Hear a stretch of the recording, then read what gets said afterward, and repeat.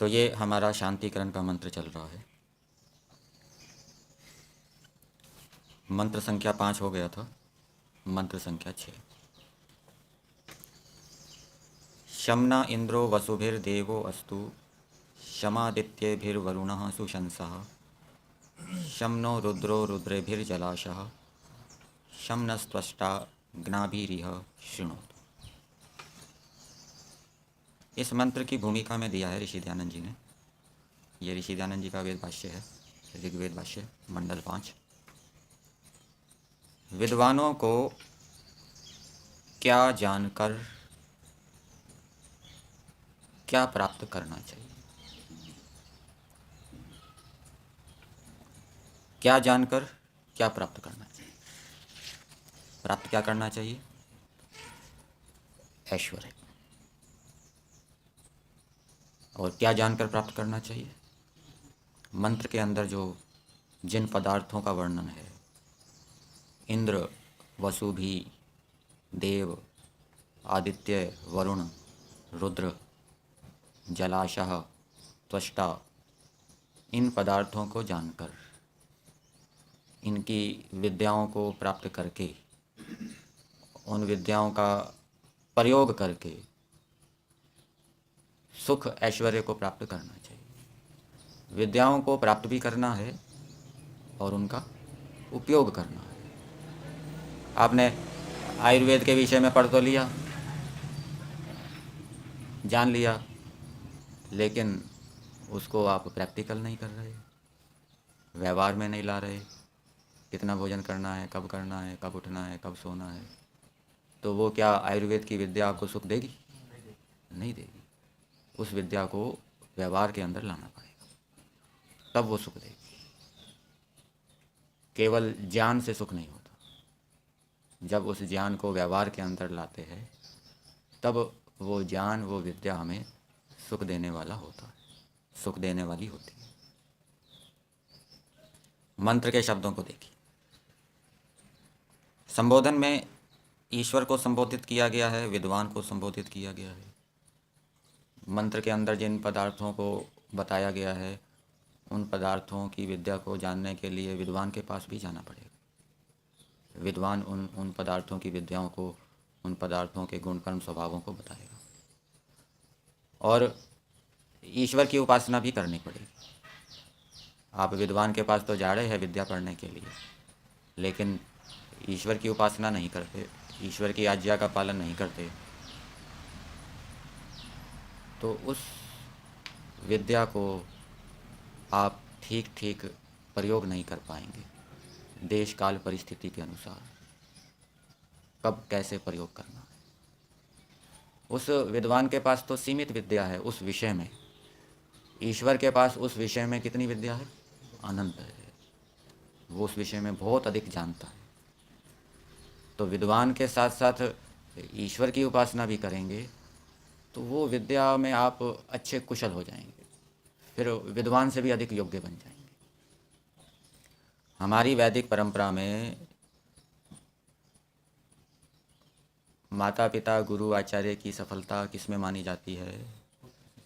कि यदि शिष्य गुरु से भी अधिक श्रेष्ठ बन जाए तो कहा जाएगा कि गुरु की सफलता है। यदि पुत्र माता पिता से भी अधिक श्रेष्ठ बने तो ये माना जाएगा माता पिता की सफलता है।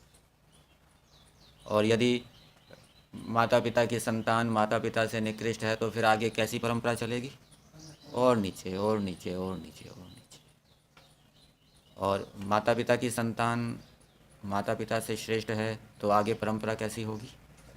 उन्नति की होगी, विकास की होगी। ये वैदिक परंपरा में माना जाता है। तो पहली बात बताई, हे जगदीश्वर व विद्वान, आपके सहाय से, आपकी सहायता से, सहाय, हाँ जी, सहाय और सहायता दोनों में क्या अंतर है? सहाय, आपके सहाय और आपके सहायता, सहाय और सहायता में क्या अंतर है? असहाय माने जिसका कोई नहीं, तो जिसका कोई है सहायता तो दिया जाता है, दिया जाता है। में आसक्त रहना। मतलब समर्थ रहना। सहाय। अच्छा। देखिए, सहायता में तल प्रत्यय है, थोड़ा संस्कृत का ज्ञान भी होना चाहिए। काला अक्षर भैंस बराबर नहीं होना चाहिए, कुछ समझने का प्रयास करना चाहिए, शब्द के अंदर प्रवेश करना चाहिए, घुसना चाहिए। ऋषि लोग शब्द के अंदर प्रवेश करते हैं, घुसते हैं और नए नए अर्थों को निकालते हैं। मोटी बुद्धि वाले ऊपर ऊपर रहते हैं, उनको जो अर्थ बता दिया जाता है वो उसी में संतोष कर लेते हैं। हाँ जी, बाबा वाक्यम प्रमाणम। तो सहायता कौन सा प्रत्यय है? तल। जैसे देव से क्या बनता है? देवता। मानव से क्या बनता है? मानवता। मनुष्य से क्या बनता है? मनुष्यता। मनुष्यता। तो मानव ये एक संज्ञा है, नाम है। मानव किसका नाम है? दो पैर, दो हाथ, दो नाक कान वाले जो प्राणी है उसका नाम क्या है? मानव। और मानवता क्या है? उसका जो भाव है, मानव का जो भाव है, मानव का जो कर्म है, उसको क्या कहते हैं? मानवता। मानवता किस अर्थ में लिया जाता है? यदि कोई अहिंसा का पालन करता है, दयालु है, परोपकारी है, अच्छे अच्छे गुण हैं, अच्छे कर्म करता है, तो कहा जाता है कि इसके अंदर मानवता है। और जो कोई गलत कार्य करता है, दुष्टता करता है, हानि करता है, उसके अंदर क्या कहा जाता है? दानवता है। मानवता नहीं है, दानवता है। तो ये तल प्रत्यय भाव और कर्म में आता है, जिसके अंदर मनुष्य के जो भाव और जो कर्म मनुष्य के अंदर होने चाहिए, वो भाव और कर्म यदि उसके अंदर है तो उसको क्या कहा जाएगा? उसके अंदर मानवता है। सबके अंदर मानवता नहीं होती, इसलिए वेद के अंदर आदेश दिया है, मनुर्भव जनय दैव्यम जन। मनुष्य बनो। मनुष्य बनो मतलब मनुष्य जैसे कर्म करो, मनुष्य को जैसा भाव रखना चाहिए वैसे भाव रखो। सब में नहीं होता, इसलिए वेद आदेश देता है कि मनुष्य के अंदर जैसा भाव होना चाहिए, उसको जैसे कर्म करने चाहिए, वेद आदि शास्त्रों के अनुकूल अहिंसा सत्य आदि का पालन करना चाहिए। ऐसा यदि है तो वो मानव है। तो ये तल प्रत्यय किसमें आ गया? भाव और कर्म। देव, देव किसको कहेंगे? जिसके अंदर देव का भाव है, देव का कर्म है। देव का कर्म क्या है? देना। जो देने का कर्म करता है उसको क्या कहेंगे? देव। उस देव के अंदर देवत्व है, देवता का हो या देवत्व है, उसके अंदर भाव है, देने का भाव है। ठीक है। तो सहायता, आपने एक शब्द सुना है, एकह। एकह शब्द के अनेक अर्थ होते हैं। एक का अर्थ होता है संख्यावाची, एक का अर्थ होता है अद्वितीय, तत्प्रतिषेधार्थम एक तत्व अभ्यासा, और एक का अर्थ क्या होता है? असहाय, अकेला। ये विशेषण के रूप में है। सहाय का मतलब क्या हो गया? सहायता वाला, और उससे भाव में बन जाएगा, विशेषण से भाव में बन गया सहायता। तो सहाय का अर्थ है विशेषण, मनुष्य का विशेषण, सहाय सहायता वाला। और ये दूसरे अर्थ में भी प्रयोग हो जाता है, भाव अर्थ में भी प्रयोग होता है, विशेषण अर्थ में भी प्रयोग होता है। सहायता वाले को भी सहाय कहेंगे और सहायता को भी सहाय कहेंगे, ये दोनों का एक अर्थ ही है। ठीक है ना? देव और देवता का एक अर्थ नहीं है, लेकिन यहाँ पर ये सहाय शब्द ऐसा है कि सहाय और सहायता ये दोनों एक अर्थ में भी प्रयोग होते हैं और अलग अलग अर्थ में भी प्रयोग होते हैं। सहाय और सहायता दोनों भाव अर्थ में भी प्रयोग होते हैं और अलग अलग अर्थ में भी प्रयोग होते हैं। सहाय विशेषण के रूप में भी प्रयोग होता है और सहायता भाव के रूप में प्रयोग होता है। ऐसा असहाय के क्या? असहाय जो अकेला है, सहायता सहायता से रहित है। तो हे जगदीश्वर विद्वान, आपके सहाय और परीक्षा से, यहाँ परीक्षा लिखी है, यहाँ पृथ्वी आदिकों के साथ दिव्य गुण कर्मत्व कर्म स्वभाव युक्त बिजली व सूर्य हम लोगों के लिए सुख रूप हो। अब यहाँ पर समझने की बात है, यहाँ यह यहाँ यहाँ कहाँ, इस संसार में, इस जीवन में पृथ्वी आदिकों के साथ वसु भी। वसु किसको कहते हैं? वैसे 33 देवताओं में 8 वसुओं का वर्णन है।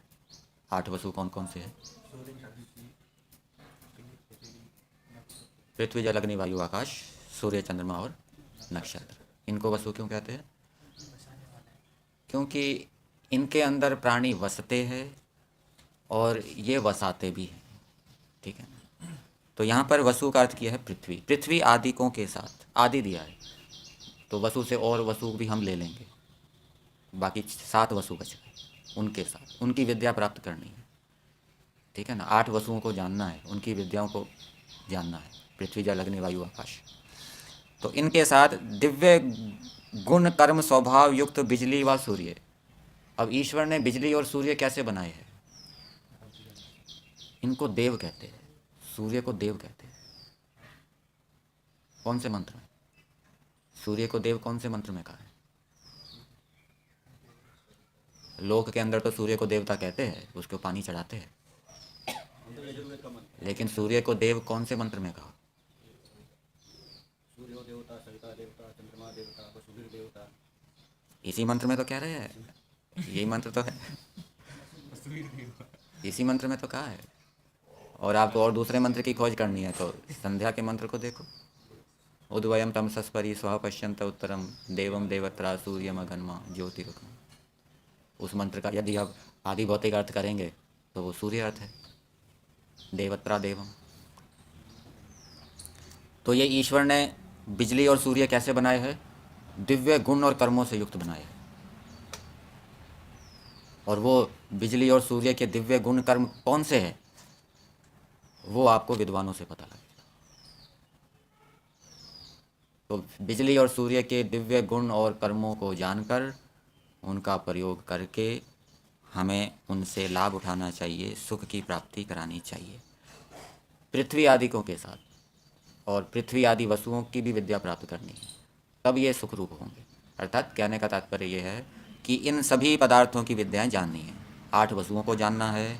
इंद्र का अर्थ यहाँ पे क्या किया है? बिजली और सूर्य। और 33 देवताओं में भी एक इंद्र देवता है कि नहीं? वहाँ पर इंद्र का क्या अर्थ किया है? 33 देवताओं में एक इंद्र है, वहाँ पर इंद्र का अर्थ क्या किया है?